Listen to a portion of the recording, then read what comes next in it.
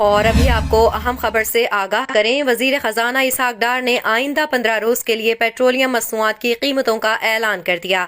آپ کو بتائیں کہ آئندہ 15 روز کے لیے پیٹرول اور ڈیزل کی موجودہ قیمتیں ہی برقرار رہیں گی۔ اسحاق ڈار نے کہا ہے کہ عالمی مارکیٹ میں پیٹرولیم مصنوعات کی قیمتوں میں اضافہ ہوا ہے، لیکن اس کے باوجود پیٹرول اور ڈیزل کی قیمتیں برقرار رکھنے کا فیصلہ کیا گیا ہے۔ انہوں نے کہا کہ 1 سے 15 جنوری تک پیٹرول اور ڈیزل کی قیمتیں برقرار رہیں گی۔